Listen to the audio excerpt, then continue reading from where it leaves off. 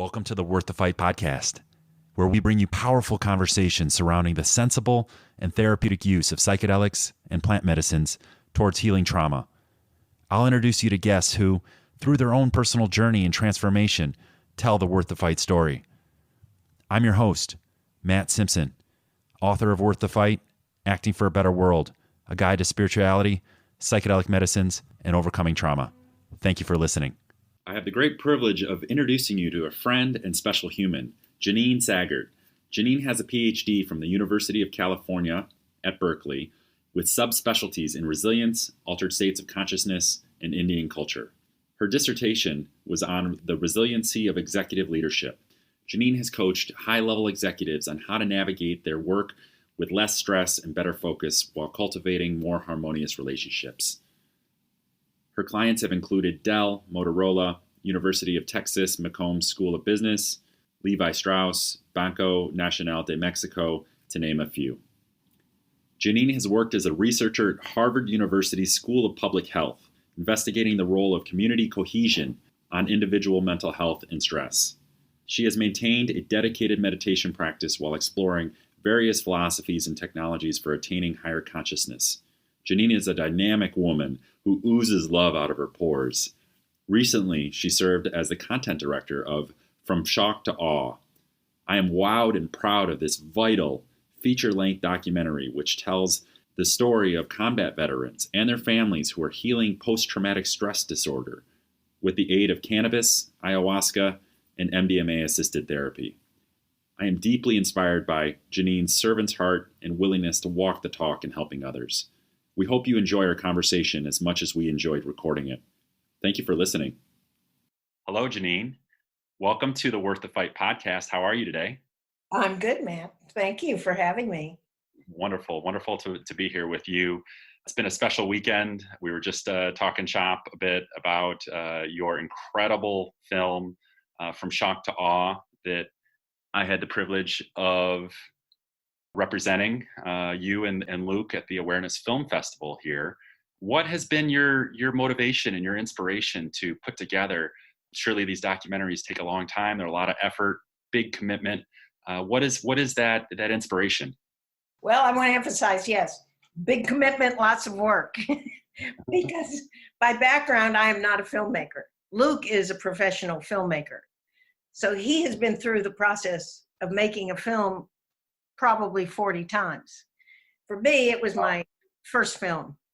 The impetus for it came really from Luke and I both. We met years ago in an ashram in a meditative environment. So we connected there. We have that deep root and have stayed friends ever since. And when talking about making a film together, which he suggested, there were many ideas that came up, but the one that had the most energy and excitement was talking about the spiritual and therapeutic benefits of psychedelics. And that was the one that we latched onto and got us all excited. That's how it was born. What came behind it and why we're so excited is, A, we're both deeply spiritual people. B, we both have had profound experiences with psychedelics. Okay. In my case, it was started in 1970, believe it or not, when I had an experience with LSD that changed my life. It informed my education from that point on, my profession, my spiritual life, and my personal interactions. So profound is not a strong enough word for the impact it had on me. Wow. So that was, the homage to that, to consciousness, its ability to heal, how important it is for our relationship to this planet, and what it could mean is really at the heart of this. So I mentioned that it affected my education. I worked at Harvard in a department called Psychiatric Epidemiology, looking at cross-cultural mental disorder and how culture plays a role in that, and also cultural forms of healing. Then I went on to get my doctorate at Berkeley in what was called culture and mental health, clinical psychology and anthropology. So you could see it was a seed that grew and grew and grew, and here I am. And the the very beautiful fruit is our film, From Shock to Awe. Wonderful. Beautiful. We met at the 2019 World International Ayahuasca Conference.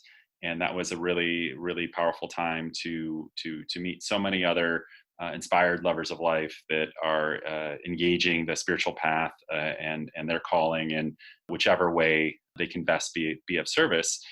And to see how aligned our messaging is. And it's great to hear the basis of the work and the motivation that drives you for this powerful, what I believe to be a vital collective healing mission that we're both engaging with our warriors that are dropping like flies to suicide. We have 22 veterans that die by their own hand every single day. So thank you for your commitment to sharing this work and sharing this mission. And I've been extremely inspired by not only your work and the documentary itself, but the way that you carry yourself and your commitment to service. So big thanks for leading and loving by example. Thank you. Thank you. I take that to heart. I also want to reiterate that, yes, we share the mission of helping our veterans as well as all people with trauma. And to that point, it's also relevant that I grew up in a military family. So I grew up surrounded by that culture, living around the world, living with people who were dedicating their lives in a military fashion. Beautiful. I love the powerful message of and hopeful message of peace that From Shock to Awe imparts to the world. Like you said a moment ago, it's not just about our veterans. This is about everyone. This is about our collective human family. When we talk about peace, I just put a post out a few weeks back about the taboo nature of talking about peace in these times where we find so much chaos and discord. Can you talk about that? Do you see a peaceful planet in our lifetime? Oh, that's a big question. Honestly, I think if you look at it as a collection of consciousness, each person having their own consciousness, to get to peace is a long road. Mm-hmm. Do I think that these medicines plant the seed and start that transformation? Yes. Do I see us living on a planet in the next 20 years that's peaceful, or 30 or 40 years? I would say not, but I think this can take large strides towards that. I often say, we're doing it one consciousness at a time. You have to keep getting people to see how we're all connected. And right now, it seems like there's a lot of people that don't experience that truth. Yes, agreed. I think we will, in the notion of how powerful these exponential technologies and the science that lies behind meditation, flow states, and psychedelics, and how they're tied. And I feel that. But I love your sentiment in terms of, like, it doesn't hurt to believe, and it doesn't hurt to having that approach of it is indeed one person waking up at a time, to wake up to the interconnectedness of how we are truly tied to one another. And when we wake up to that interconnectedness, we see the value of giving and loving and serving and helping others. Right. And I'm certainly on that. I'm aiming towards that. I'm just also a realist. But as you said, in our film, we see the transformation happen. You see Matt, for instance, saying and expressing how that the vets are a big part of helping heal. They caused a lot of the trauma, and now it's their job to help heal. And he's on that mission for sure. Absolutely. Yeah. Matt was so moving, is his role in that film From Shock to Awe, that I reference Matt in the closing chapter of my book, Worth the Fight, and his spirited call to action of, and this was my interpretation, is that, whoa, we have this incredible democracy that's in place. We have these structures that are in place not just veterans, but all of us, heal, get right, find your gifts and a way to be of service to others. Let's infiltrate the system and our system that is, again, has been tried and tested and is strong and sturdy. Let's and especially with the veterans, because they are the ones that have been in war. They've seen the most challenging parts and the deepest darkness of the human condition. For them to run for office and to raise their voice, to share, I think is a really powerful message. And I've been beating the drum with this service work and advocating for the Heroic Hearts Project, that Jesse gets it too, in terms of really getting and understanding that the sacred duty and responsibility that the veteran cause has to lead, not only for the vets, but for everybody we have a mental health crisis here in the West, and soaring rates of depression, PTSD, addiction, and again, just bravo to Matt. And that I think that we're in a time right now where that call to action is it's time. Got to get off the yoga mat. Yes. Meditation caves, onto the streets, into the institutions, into the schools and families, and live our lives the way that we've been shown is possible. I love that. I love that spirit. And that's something that resonates with me as one who was, just a couple of years ago, I was stuck on the meditation cushion. I didn't know if I was ever going to get off. And it was, there became a point where the practices, and Jamie, one of my heroes, Jamie Wheal, he wrote the book Stealing Fire. He's got a great analogy of metronomes and tuning forks. I'm not much of a musician, but I take this as the concept, it's not about our spiritual practices. He's comparing to tuning a guitar. The whole point of tuning a guitar is so you can play your instruments with others, and so you can go find like minds and go create a band and share those gifts with the world. And I think that is something, and I think that this is one of the foundational motivations for me to my call to action to write this book, is this notion of, it's not about our spiritual practices, it's about how we're showing up for our world, and it's about how we're giving back to one another. Right. And the spiritual practices give us the muscle, give us the tone, because if we're not in the state that we're talking about, so like a tuning fork, we have to be resonating at that vibration before we can affect others, for sure. Absolutely. Beautifully said. So has there been any books that have, we'll change course of the conversation here. Has there been any books that have, psychedelic or not, that have been instrumental to your path and growth? Perhaps a book that where the light came on and maybe you looked at this path differently. Well, to be clear, first was experiential, and then I was always looking for books to reinforce what I knew to be true and had experienced. Mm-hmm. So there was a course and a lot of books on theology that influenced me in college after my experience. And also the book Flow. You mentioned Jamie Wheal. He talks about flow. My doctoral dissertation was on basically self-regulation of attention and creating flow for your life. So there's a man named Csikszentmihalyi who wrote that book. That was very pivotal. My friend Byron Katie, who has written a book. It's on the work. I don't know if you've encountered that before, but again, her work experientially is what inspired me. And then, of course, she has books.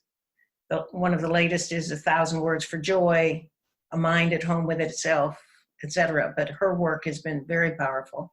And of course, the books of spiritual teachers, Muktananda, who was my personal contact with an enlightened being, and then also Ramana Maharshi, to whose ashram I go frequently to recharge.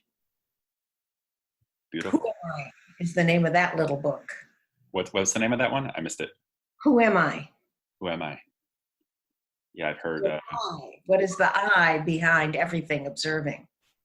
Yeah, they referenced that in that documentary that I was telling you about, the Chasing the Present, which was that powerful documentary that had James Sebastian, which is a one in addition to From Shock to Awe that y'all need to keep an eye out for. A powerful story of a man who is in New York, has fulfilled the societal definitions of success, and decides it was prudent to travel the world and figure out and document his inner journey.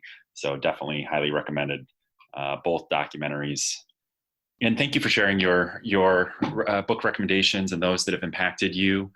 Is there any, I always like to think with this, there's so much goodness that's happening in this space. Both of us are tied deeply to the veteran plight and veteran cause, but within the psychedelic movement or psychedelic renaissance, whatever you want to call it, is there something, or what is the most or the biggest, most vital topic that's not being talked about right now, that you think deserves more illumination, more light?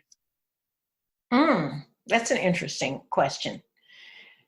Well, to me, a lot of the talk on psychedelics these days, which I love and advocate, is about healing psychic wounds, you could say, whether it's PTSD, anxiety, depression, end-of-life anxiety, autism, etc. And this is a concerted effort. All of that is wonderful and good and is helping to get the word out. But I see less discussion and less in personal discussions. I hear it, but I don't hear as much on the public stage about the spiritual dimensions. Certainly you can't talk about psychedelics without talking about spirit, in my view. But the integration of, for me, some of these old ancient paths with psychedelics and tying those more closely together is something I don't see talked about as much. As I said, it's certainly inherent and implicit in almost even the most scientific talk about psychedelics. So when you hear Robert Carhart Harris, who does fMRIs and talking about what's going on in the brain, completely fascinating to me and mystical by its nature, but it doesn't directly hit that nerve of what I would call a deep spiritual understanding. So I'd like to see more of that. That's, for instance, the studies at Johns Hopkins are starting to work with people who are theologians and priests and mystics with psilocybin. I'd like to see more of that kind of work and engendering mystical experiences specifically for more of the population. Agreed. Yeah, it's what comes to mind for me is like DMT, or the active ingredient in ayahuasca is DMT, and that's the spirit molecule, and this experience is so deeply spiritually transformative. This method of healing. One of the veterans that went through the vet program called it spiritual cleansing, that he was participating in, or that was his interpretation of that. But yeah, I agree that this is something that can be talked about more. And the integration piece you'd referenced is something that I just had a podcast, the last podcast, the one that's going to be coming out in a couple of days, with Ryan from the Zendo Project, and we're really excited about sharing that podcast as well. But we went in pretty deep about integration theory, and unfortunately seeing more and more conversations. And maybe it's just the bubble that I'm in, because I think that Worth the Fight, the book, was written almost as an integration guidebook. How to get the most out of these experiences, because I subscribe to the camp that it's not about these psychedelic healing experiences. It's about what we're doing with them and how we're sharing our gifts with the world. And because that can get lost at times, that where you were going back for more teachings, but we're not integrating the experiences and the lessons that we've been gifted to us on the prior teachings. Bingo. I totally agree. And by the way, I did love your book. So, and I agree that I can see that that's what you were doing, was writing it as a way to come back into the world, not get lost. So there is a segment of the psychedelic community which seems to be more about the experience itself, not necessarily translating it to the world. And that's another way of saying what I would like to see more of. And you and I join on that for sure. How do we bring it into the world and to the rest of the communities, underprivileged communities as well? Yes. Yeah, there's been a lot of talk about that. I love the work that Shelby and Madison are doing with DoubleBlind. Have you connected with them yet? DoubleBlind? Yeah. As a matter of fact, we just did, because they contacted us after a press release. I have not met them, but it's just literally yesterday I heard about them. Wow. They're beautiful people. And, they both have hearts of gold, and they're digging in to share transparent stories. And my takeaway is that one of their big deals and big motivating aspects is equality in this space. And they had a beautiful piece about ayahuasca privilege, and because the reality is, this is not everybody has $3,000 to hop on a plane and go take 2 weeks in Peru or a week in Costa Rica. And in many respects, the people that need the healing the most, they don't have the money. So it's I think it's an important conversation to have, and to have people advocate for the importance of making these accessible as these medicines become more legitimized. We're seeing, with every scientific article and every podcast and every book that comes out, and even I just saw the other night on Sunday night, there was a 15-minute clip on 60 Minutes about the psychedelic work that is happening at Johns Hopkins. And Michael Pollan's been an incredible advocate and steward and ambassador for these psychedelic medicines. And, it's great to know that we're amongst so many people doing special work. Absolutely. And just to add to the thing, it's not just the money involved, but the support that it requires, people with children, because it takes time to be able to take time out, changing and destigmatizing, of course, that's another big topic.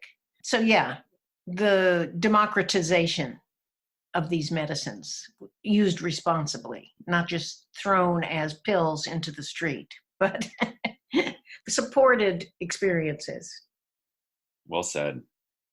Speaking of pills, that's a good segue into one of the biggest takeaways of your film was just how much our veterans are struggling with the pharmaceuticals and the pills. In your documentary, Matt Kahl and Mike Cooley both ditch a medicine war chest cabinet of pharmaceutical pill bottles. And Brooke, Mike's wife, who's also a combat vet. So all three of them talk about having to leave their pharmaceuticals behind. Yeah, it's such a bold move, because why is it? I was looking for a good question. I had a nice assertion there of all right, this is a powerful, provocative topic. Why are our veterans, they're stuck in this model, this pill a day model? And how about 23 pills a day in some cases, 24, 25 pills a day? Yeah. And is it that haze that keeps them from seeing or aligning with their natural inner healer, or it keeps them from seeing potentially the value of, because I know it's a bold move for people, our veterans or people that aren't necessarily veterans, to get off of the pharmaceutical medicine. Well, it's a big, complex issue. Remember, 98% of our population goes to medically trained doctors for ills, whether they're psychiatric or physical. And our doctors are trained in a pharmaceutical model. If there's a symptom, give somebody a pill to solve that symptom. It's part of our mindset in the West. Don't you agree? Absolutely, yeah. Yeah, they've done a really good job on training us. Yes, exactly. And honestly, I have empathy for the doctors too. That's what they were trained. That's their worldview. They're not like people who are growing up in Nigeria, who are shamans, who are being trained from the time they were young to understand the spirit, and etc. So it's a product of our entire way of thinking at the root of Western civilization, which is mechanical. So you put veterans who come back from war in the VA system, which is their main means of support for anything psychiatric or anything physical. It's a lifeline.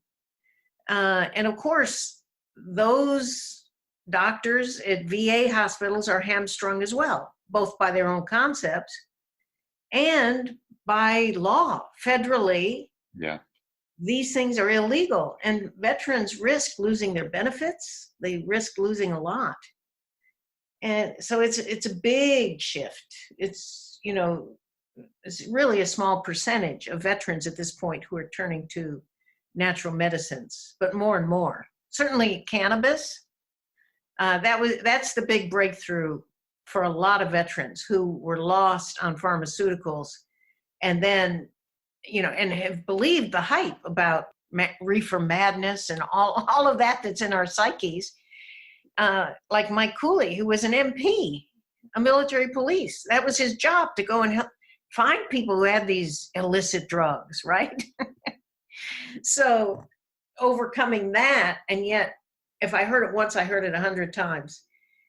For many of these vets and even active military, having that belief and yet being so distraught, and then one puff of cannabis, literally, sometimes bringing them the insight of, oh my God, I finally feel relaxed. Oh my God, I finally get to sleep. Oh my God. It's like, so the shattering of that myth, the shattering of the belief that marijuana is evil is spreading quickly. I'm sure you've encountered this with vets you've met.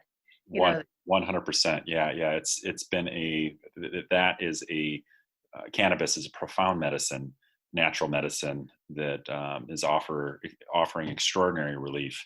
I think it's legal in 33 states. Is that correct for medical use? I keep hearing, I think 38. Wow. For medical, certainly not recreational, but there's a large proportion of military, particularly combat vets, who have discovered that it's a very powerful medicine with many fewer side effects than the pharmaceuticals. So that's number one. That's a big wedge into the thought structure. Sure. Belief system. And I think, of course, that will lead the way to more and more natural medicines, and people, veterans and others, being open to plant medicines and seeing that, contrary to what they have been led to believe, that they're evil, that they're actually tremendously beneficial when used responsibly. Yeah, it's giving so many people an immense amount of hope as we're shifting the narrative around these medicines. Something that I'm really excited about, and it'll be fascinating to see how it all shakes out. I'm curious to hear your thoughts on how you think MDMA assisted therapy, which is, as we both know, is in phase 3 clinical trials with our federal government for its application towards chronic PTSD. And phase 2 results show that 2/3 of those that had chronic PTSD, an average of 17 years. These are the most troubled cases of folks.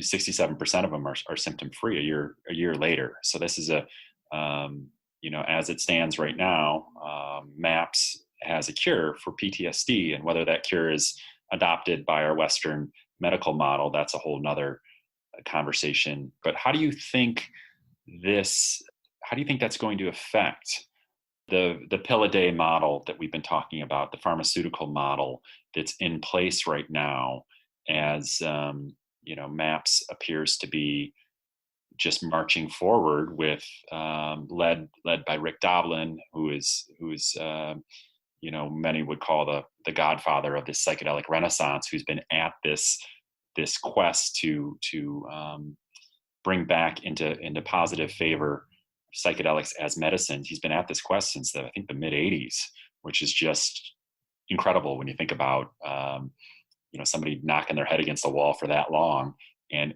here we are, where likely next year or the year after, if things go as planned, they will have pushed forward MDMA assisted therapy as a legal medical treatment for those struggling with PTSD. Right. So what's the question? The question is how is this going to affect the model, the pharmaceutical model that we see in place right now, when right now we have the SSRIs and the which are highly addictive, and the studies show, which of course they do work for some people, and if you're listening and on SSRIs, keep taking them, but largely they are addictive and they have harsh side effects. How is this MDMA assisted therapy, which with 1 to 3 therapeutic sessions, going to affect this pill a day model that we have? How do you see that all unfolding? Well, I think there are a couple of things. First of all, remember, I am an academic at heart, so I have to correct you. Okay. They're not symptom free.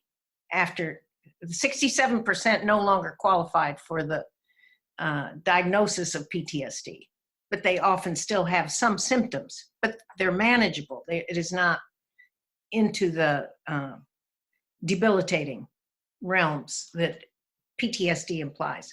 Gotcha. So thank you for that clarification too. Yeah, it's not necessarily a cure.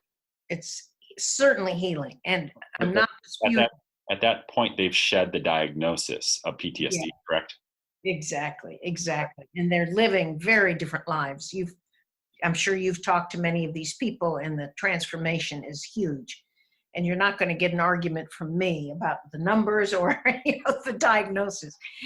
Let's just say their lives are transformed in such a positive way.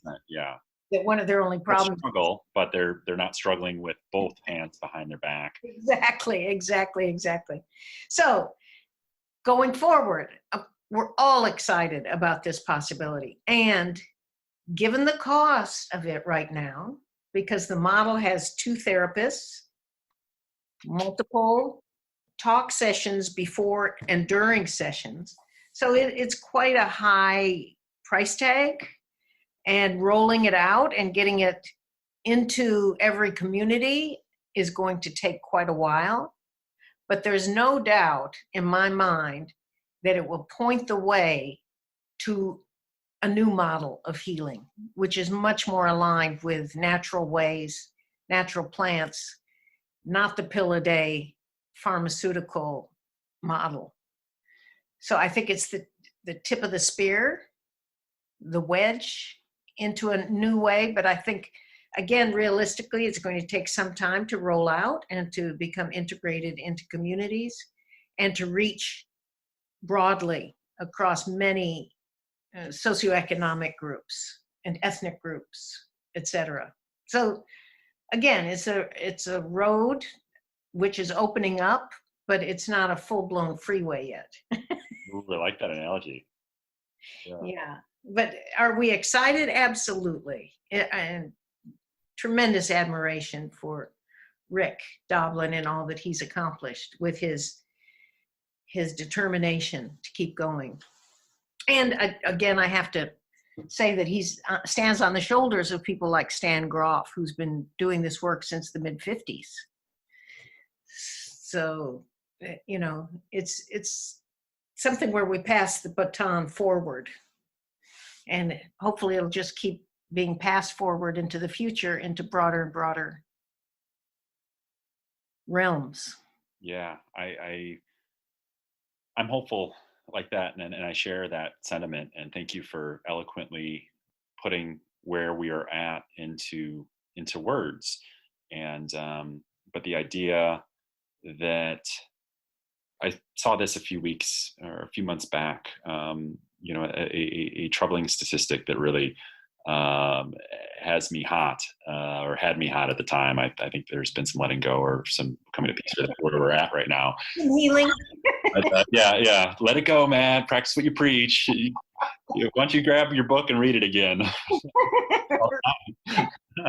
But the idea that there was a Georgetown professor who had an article on Thrive, you know, that wonderful news, positive news outlet, and it said something to the fact that for every $20 that the pharmaceutical companies are spending, 19 are spent on marketing, while $1 is spent on R&D, research and development, for actually elevating and augmenting the medicines that they offer. And I realized that part of that is they're hamstrung by the drug laws, which are shifting slowly as we see some drug reform that is process, which you would think would have to happen if these medicines are restored and the medical value of them are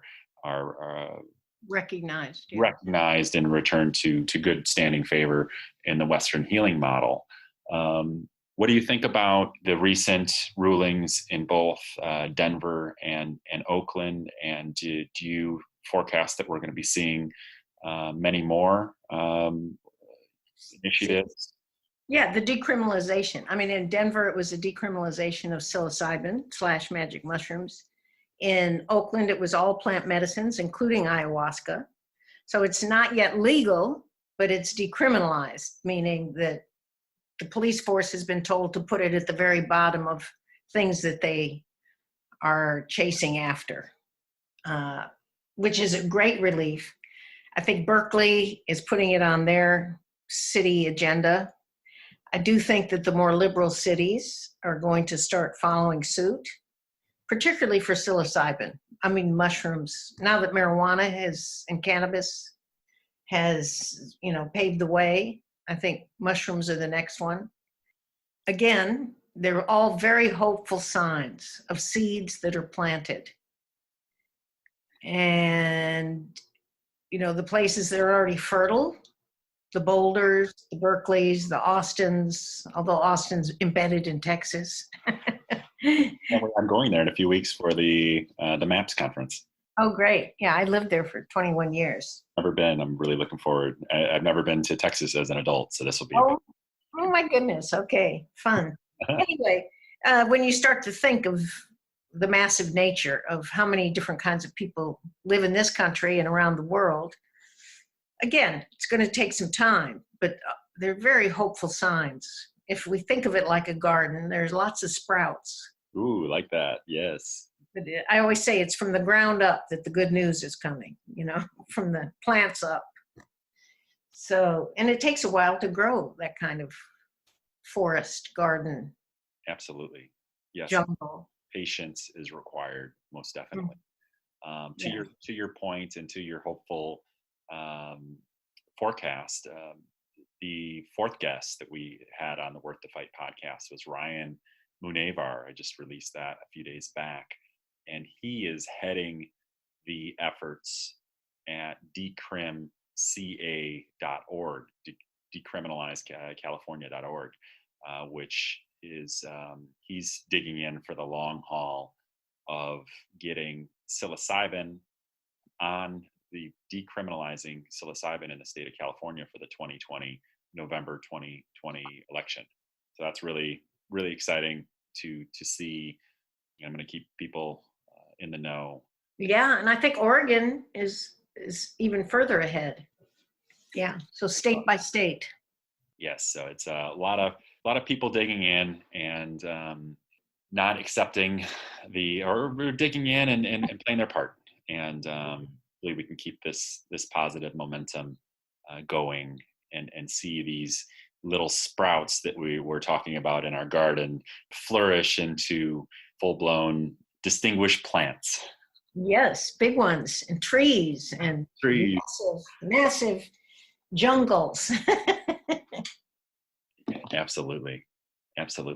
Yeah. So to our earlier point, let's just give a tip of the hat to all those who are off the yoga mat. I mean, you have to establish yourself, as we said, and get strong, but then coming off and becoming an advocate, getting socially active, etc. Really important, and there's a lot of evidence of that. In fact, this weekend I'll be going to Bioneers, which is a social advocacy group. They're big yearly convention, and they are not only showing our film, but talking about psychedelics and the role that they might play. Wonderful.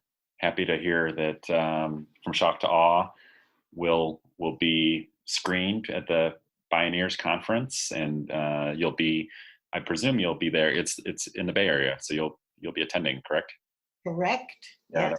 A special opportunity to push forward these conversations and share the good word and continue to get this your film, this very provocative and must-see documentary for anybody that earnestly believes in creating this better world that we all talk about. I often say that if we earnestly seek a peaceful planet in this lifetime, that healing the hearts and minds of our war veterans is an absolute must. That they can teach us everything that we're ignoring. That one group of people, one subgroup of people, can teach us virtually everything that we're ignoring as a collective. Thank you again for putting out your brave work. And is there where can people find this film, or how can they get involved with your work if they feel called? Well, thank you for that. Well, the good news is by the time this podcast comes out, it will be on Vimeo, iTunes, Amazon, and Google Play for streaming, for rent, or for download. So it's going to be on a big world stage now. It has subtitles in German, French, Spanish, and Hebrew, as well as closed captioning. So our intention is to release it into the world and do everything we can to support its spread and to get people to know that it exists. So that's one thing. Second thing, if people want to help, is talk, first of all, about your own experiences. A lot of people are in the closet about the fact that they use psychedelics and what it's done to their consciousness. And I say it's also time to come out and express, even to people that are slightly skeptical, what you've experienced. And thirdly, to then talk to local influencers, whether it be city councilmen or state legislators or radio personalities. Start to leverage your voice in any way you can, particularly when you're established in the right state. You're not preaching to them. I love the part in your book, by the way, when you caught yourself preaching to your parents. We've all been there. We've all been there. It's like, okay, let me back it up here. So those are some things that can be done, because there's the larger platform, and then there's the specific platforms of helping our vets and knowing that these treatments exist, to do everything we can to change the hearts and minds of the VA and of the federal government. And one little point on that is we are in early November having a briefing on the Hill with excerpts from our film, and policymakers, staffers, etc. So, that kind of thing, if you can. And people should even use our film, have discussion groups, have people over to your house, watch the film, and then talk about it. We have found that it translates to people from all walks of life. Yeah, it's a universal, the messages are universal for sure. Yes, and people gather around the vet. So the most conservative people we have had say, nobody should be prevented from doing this. It's helped them so much. So there's a lot of ways to win the hearts and minds of your friends, families, neighbors, legislators, etc. Wonderful. I appreciate so much those action steps, and I completely agree with you that the power of story and the power of sharing and contemplating and having really having these tough conversations, because they're not easy conversations, and your film brings up a lot of really provocative ideas. And one idea that I'm gonna have you give us some parting words here in a moment, but there was a question that popped up that I want to backtrack a little bit to, and it's something that has been a big part of my messaging, and we didn't cover it in From Shock to Awe, but the relationship between child sex abuse and this unchecked church abuse that we see, that this pervasive church abuse. There's massive litigation going on right now in Texas, Illinois, Pennsylvania. We're all aware of the sneaky, subversive nature of the Catholic Church in terms of reporting its clergy and whatnot. And or what do you think about that tie? It's something that I feel like I'm really the only one having this conversation. The extensive veteran work that we've done, the work with VET, having upwards of 200 veterans through the program, 90% of our warriors are war veterans that went through that program. It wasn't the arm that was missing. It wasn't the foot that was blown off. It wasn't the brigade of people or the shell shocking or the war trauma itself.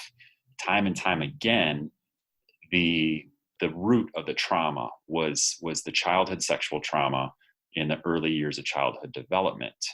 And further, Sebastian Junger, he writes in his book Tribe, Sebastian Junger being the foremost expert in PTSD, homecoming, and belonging, and really a thought leader in the space, that his research had showed that the modern day war veterans that fought in Iraq and Afghanistan, those were 2 times more likely to have reported childhood sexual trauma in the early years of childhood development than those that fought at random in Vietnam. And mind you, I said report, which anybody that knows anything about sexual shame knows that it's often a egregiously underreported event, and often people would rather take this deep, dark, ugly secret to the grave than to unburden themselves and to share that with others. So what are your thoughts on this church abuse and its tie to war and conflict?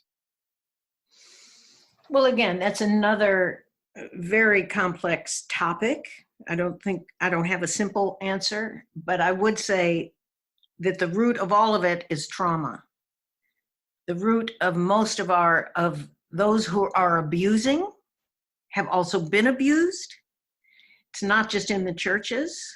It's not just sexual abuse, but all kinds of abuse. And until those consciousnesses, until those minds and spirits are healed, we're going to see continued egregious behavior perpetrated on others. It is the root of war. The projection of either good or bad on the other, and then fighting with it. So, do I think there's a connection between war and childhood sexual abuse?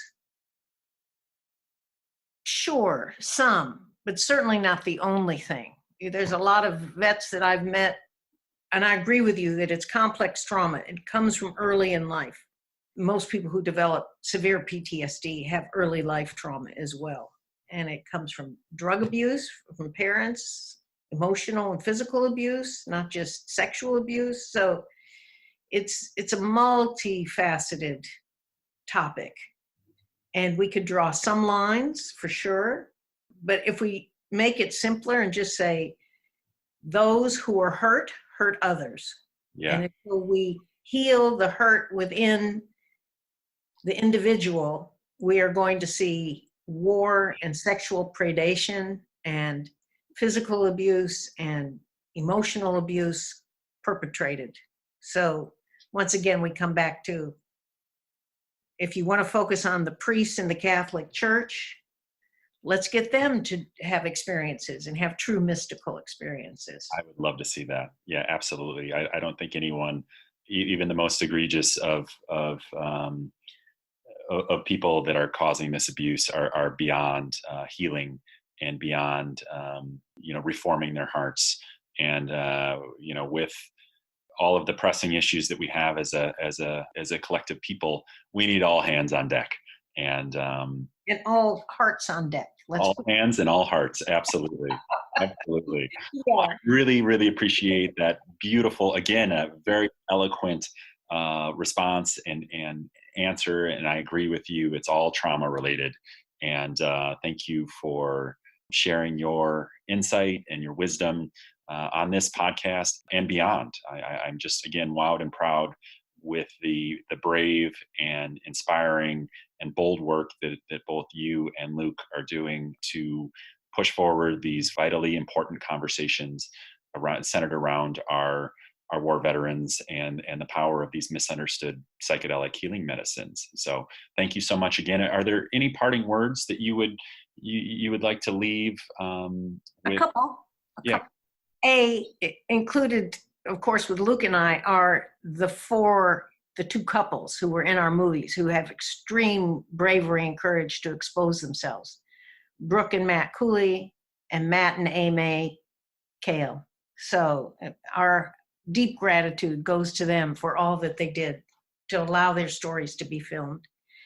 To you, Matt, for what you've been doing and the fact that you are supporting our veterans, as well as supporting not only the themes of psychedelics, but of other deeply healing things like meditation and yoga and on, as is talked about in your book. Thank you. And let's just keep moving and keep our hearts humming and bring that into the world.